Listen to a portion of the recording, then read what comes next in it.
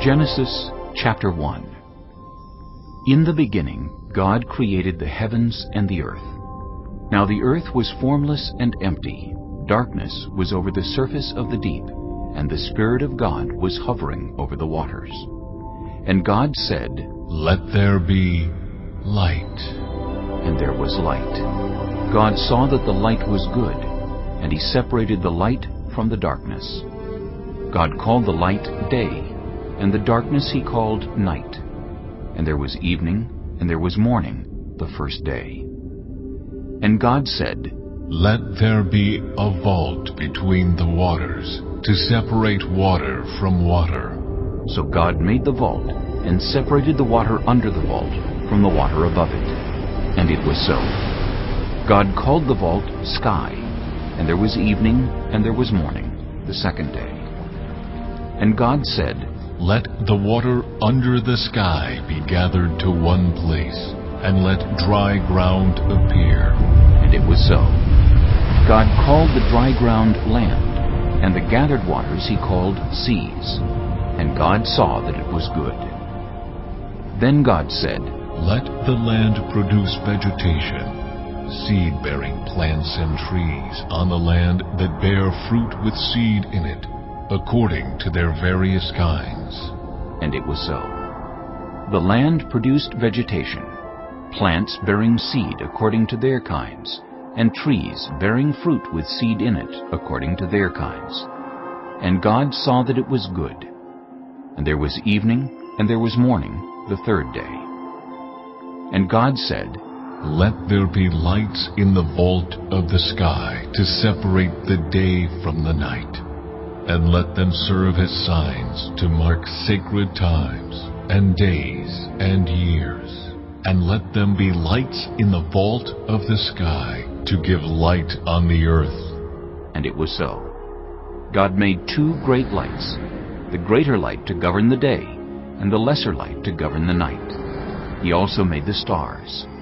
God set them in the vault of the sky to give light on the earth, to govern the day and the night, and to separate light from darkness. And God saw that it was good. And there was evening, and there was morning, the fourth day. And God said, "Let the water teem with living creatures, and let birds fly above the earth across the vault of the sky." So God created the great creatures of the sea, and every living thing with which the water teems, and that moves about in it, according to their kinds, and every winged bird, according to its kind. And God saw that it was good. God blessed them and said, "Be fruitful, and increase in number, and fill the water in the seas, and let the birds increase on the earth." And there was evening, and there was morning, the fifth day. And God said, "Let the land produce living creatures according to their kinds, the livestock, the creatures that move along the ground, and the wild animals, each according to its kind." And it was so. God made the wild animals according to their kinds, the livestock according to their kinds, and all the creatures that move along the ground according to their kinds. And God saw that it was good. Then God said, "Let us make mankind in our image, in our likeness, so that they may rule over the fish in the sea, and the birds in the sky, over the livestock, and all the wild animals, and over all the creatures that move along the ground." So God created mankind in His own image. In the image of God He created them.